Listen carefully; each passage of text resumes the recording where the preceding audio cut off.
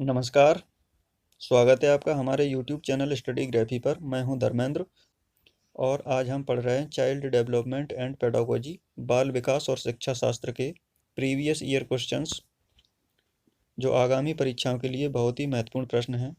इसलिए आप इन्हें देखें और अपने साथियों के साथ भी वीडियो को शेयर करें, जिससे उन्हें भी कुछ हेल्प मिल सके। यदि आप हमारे चैनल को पहली बार देख रहे हैं तो चैनल को सब्सक्राइब जरूर कर लें, जिससे आपको नया वीडियो अपलोड होने पर नोटिफिकेशन प्राप्त होता रहे। आप हमें फेसबुक पर भी फॉलो कर सकते हैं, जिसकी लिंक हमने डिस्क्रिप्शन में दे दी है। तो चलिए शुरू करते हैं। आज पहला प्रश्न, व्यक्तित्व मापन के संबंध में कौन सी व्यवहारात्मक विधियों में सम्मिलित नहीं है। इस प्रश्न में पूछ रहा है व्यक्तित्व मापन के संबंध में कौन सी व्यवहारात्मक विधियों में सम्मिलित नहीं है। इसमें 3 विधियां सम्मिलित हैं और एक विधि सम्मिलित नहीं है। ऑप्शन ए साक्षात्कार, ऑप्शन बी परीक्षण, ऑप्शन सी स्थितिपरक परीक्षण और ऑप्शन डी शब्द साहचर्य परीक्षण। तो साथियों, प्रश्न 1 का सही आंसर है ऑप्शन डी शब्द साहचर्य परीक्षण। यह व्यवहारात्मक विधियों में सम्मिलित नहीं है। अगला प्रश्न, दूसरा, बालक के व्यक्तित्व की नींव किस अवस्था में पड़ती है। यह प्रश्न बिहार टेट 2019 में आया हुआ प्रश्न है। ऑप्शन दिए हैं, ए शैशवावस्था, बी गर्भकालीन अवस्था, सी बचपनावस्था, डी इनमें से कोई नहीं। प्रश्न दूसरे का सही आंसर है ऑप्शन सी बचपना अवस्था। बचपना अवस्था में व्यक्तित्व की नींव पड़ती है। अगला प्रश्न तीसरा, व्यक्ति में उन मनोशारीरिक अवस्थाओं का गतिशील संगठन जो उनके पर्यावरण के साथ अद्वितीय सामंजस्य निर्धारित करता है कहलाता है। यह प्रश्न साथियों यूपी टेट 2nd ग्रेड में आया हुआ प्रश्न है। ऑप्शन दिए हैं, ए व्यक्तित्व, बी समायोजन, सी संवेदना, डी चरित्र। प्रश्न 3 का सही आंसर है ऑप्शन ए व्यक्तित्व। अगला प्रश्न पढ़ते हैं। अगला प्रश्न चौथा, निम्नलिखित में से कौन सी विधि प्रक्षेपी विधि नहीं है। इनमें से एक प्रक्षेपी विधि नहीं है, जबकि 3 विधियां इसमें प्रक्षेपी हैं। ऑप्शन ए रोरसा स्याही धब्बा परीक्षण, ऑप्शन बी आत्मलेखन विधि, ऑप्शन सी टीएटी को हिंदी में कथानक संप्रत्यक्षण परीक्षण कहते हैं, ऑप्शन डी वाक्य पूर्ति परीक्षण। प्रश्न 4 का सही आंसर रहेगा ऑप्शन बी आत्मलेखन विधि प्रक्षेपी विधि नहीं है, जबकि 3 विधियां इसमें प्रक्षेपी विधि हैं। अगला प्रश्न 5, मिनेसोटा बहुपक्षीय व्यक्तित्व सूची के संबंध में कौन सा कथन असत्य है। ऑप्शन ए इस परीक्षण का विकास हाथवे एवं मैकिन्ले द्वारा किया गया, ऑप्शन बी इसमें 567 कथन हैं, ऑप्शन सी यह कथन 10 उप मापनियों में विभाजित है, ऑप्शन डी इनमें से कोई नहीं। प्रश्न 5 का सही आंसर है ऑप्शन डी इनमें से कोई नहीं। इनमें से सभी कथन सत्य हैं। अगला प्रश्न 6, किस विद्वान ने व्यक्तित्व के 2 आयामों अंतर्मुखता बहिर्मुखता और सामवेगिक स्थिरता अस्थिरता का मन स्थापिता का उल्लेख किया। Option A Allport, option B Isaac, option C Cattell, option D Hippocrates. इस प्रश्न का सही आंसर है ऑप्शन बी आइजैक। आइजैक महोदय ने अंतर्मुखता बहिर्मुखता और सामवेगिक स्थिरता का मन स्थापिता का उल्लेख किया है। अगला प्रश्न पढ़ते हैं। अगला प्रश्न 7, 16 व्यक्तित्व कारक प्रश्नावली या 16 पीएफ का विकास किया। Option A Allport, option B Isaac, option C Cattell, option D Hippocrates. प्रश्न 7 का सही आंसर है ऑप्शन सी कैटल महोदय ने 16 पीएफ प्रश्नावली का विकास किया था। अगला प्रश्न 8वां, प्रक्षेपी तकनीकी व्यक्तित्व के किस सिद्धांत पर आधारित है।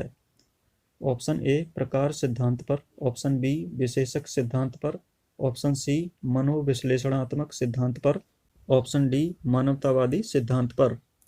प्रश्न 8 का सही आंसर रहेगा ऑप्शन सी मनोविश्लेषणात्मक सिद्धांत।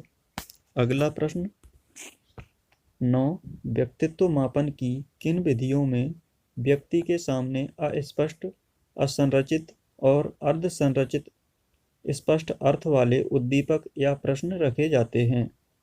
ऑप्शन ए निरपेक्षण विधियाँ, ऑप्शन बी प्रक्षेपी विधियाँ, ऑप्शन सी वस्तुनिष्ठ विधियाँ, ऑप्शन डी आत्मनिष्ठ विधियाँ। तो विद्यार्थियों, प्रश्न 9 का सही आंसर है ऑप्शन बी प्रक्षेपी विधियाँ। ये सभी प्रश्न प्रीवियस ईयर क्वेश्चन हैं, इसलिए आप इन्हें अपने साथियों के साथ भी वीडियो को शेयर जरूर करें, जिससे उन्हें भी हेल्प मिल सके। अगला प्रश्न 10. निम्नलिखित में से किसने व्यक्तित्व का एक विशेषता सिद्धांत प्रस्तावित नहीं किया? Option A Hans Eysenck, option B Raymond Cattell, option C Albert Bandura, option D Gardner Allport. साथियों, यह प्रश्न एमपी टेट में आया हुआ प्रश्न है। प्रश्न 10 का सही आंसर है ऑप्शन सी अल्बर्ट बंडूरा। अगला प्रश्न 11. व्यक्तित्व का पहला प्रकार्यात्मक वर्गीकरण प्रस्तुत किया था? ऑप्शन ए मन ने, ऑप्शन बी कैटल ने, ऑप्शन सी हिप्पोक्रेट्स ने, ऑप्शन डी सेल्डन ने। प्रश्न 11 का सही आंसर है ऑप्शन सी हिप्पोक्रेट्स। अगला प्रश्न 12. निम्नलिखित में से किसको मनोविश्लेषण के पिता के रूप में वर्गीकृत किया गया है? इसमें मनोविश्लेषण के पिता किसे कहा गया है, ये बताना है। Option A Sigmund Freud, option B Erik H Erikson, option C Abraham Maslow, option D Jean पियाजे। इस प्रश्न का सही आंसर है option A Sigmund Freud. Sigmund Freud को मनोविश्लेषणात्मक पिता के रूप में वर्गीकृत किया गया है। अगला प्रश्न 13. मनोविश्लेषण का मानना है कि एक प्राथमिक साधन है जिसके द्वारा ईगो ईड आच्छद रखता है, वह कहलाता है? ए सुपर ईगो, बी आमोद सिद्धांत, सी द्वंद्व, डी दबाव। इस प्रश्न का सही आंसर है ऑप्शन डी दबाव। प्रश्न 14. फ्राइड के अनुसार मन की संरचना की सही कोटि है? फ्राइड के अनुसार इसमें मन की संरचना की सही कोटि बताना है। ऑप्शन ए अति अहम इदम अहम, ऑप्शन बी इदम अहम अति अहम, ऑप्शन सी अहम अति अहम इदम, ऑप्शन डी इदम अति अहम अहम। तो साथियों, इस प्रश्न को गैस कीजिए आप 5 सेकंड में। इस प्रश्न का सही आंसर है ऑप्शन बी इदम अहम अति अहम। यह फ्राइड के अनुसार मन की संरचना की सही कोटि है। अगला प्रश्न 15. निम्नलिखित में से कौन सी फ्राइड के मनोलैंगिक विकास की अवस्था नहीं है? इसमें मनोलैंगिक विकास की अवस्था नहीं है बताना है।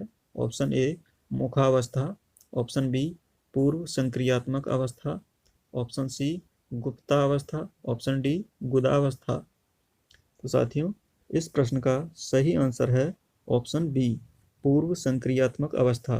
यह मनोलैंगिक विकास की अवस्था नहीं है, जबकि मुखावस्था, गुप्तावस्था और गुदावस्था यह मनोलैंगिक विकास की अवस्था होती है। अगला प्रश्न 16.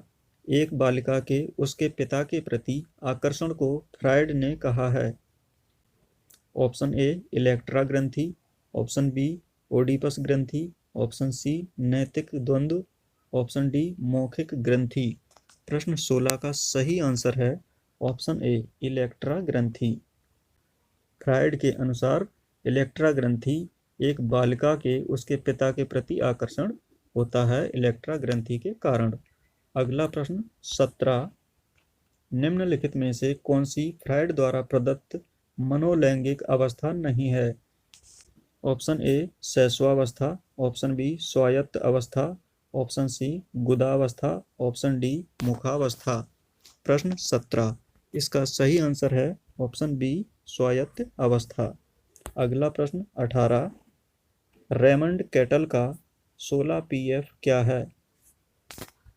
इसमें रेमंड कैटल का 16 पीएफ बताना है। ये एमपी टेट में आया हुआ प्रश्न है। ऑप्शन ए 16 पूर्णतावाद कारक, ऑप्शन बी 16 व्यक्तिवादी असफलता, ऑप्शन सी 16 व्यक्तिवादी कारक, ऑप्शन डी 16 व्यक्तिगत तथ्य। इस प्रश्न का सही आंसर है ऑप्शन सी 16 व्यक्तिवादी कारक। कैटल का 16 पीएफ है। अगला प्रश्न 19, निम्नलिखित में से कौन सा व्यक्तित्व का प्रकार क्रैमचर द्वारा नहीं दिया गया? यह प्रश्न एचटेट हरियाणा के पेपर में पूछा गया है। ऑप्शन ए सोडोलकाय, ऑप्शन बी कलात्मक, ऑप्शन सी लंबकाय, ऑप्शन डी गोलकाय। प्रश्न 19 का सही आंसर है ऑप्शन बी कलात्मक। अगला प्रश्न 20 या 25 से कम बुद्धि लब्धि या IQ वाला बालक होता है। यह प्रश्न भी RPSC 3rd ग्रेड 2007 में पूछा गया है। ऑप्शन ए निश्चित क्षीण बुद्धि, ऑप्शन बी अल्प बुद्धि या म्यूरॉन्स, ऑप्शन सी मूर्ख बुद्धि या इम्बेसाइल्स, ऑप्शन डी महामूर्ख बुद्धि या इडियट्स। तो साथियों सिंपल प्रश्न है, इसका आंसर आप कमेंट करके ज़रूर बताएं।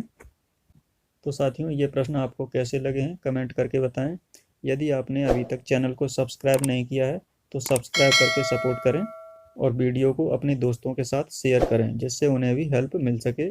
चैनल पर हमने हिंदी के मॉडल पेपर अपलोड कर दिए हैं, आपने अभी तक नहीं देखे हैं तो आप उन्हें चैनल के प्लेलिस्ट में जाकर देख सकते हैं। लिंक वीडियो के डिस्क्रिप्शन में दे दी गई है। तो मिलते हैं अगले वीडियो में, तब तक के लिए नमस्कार।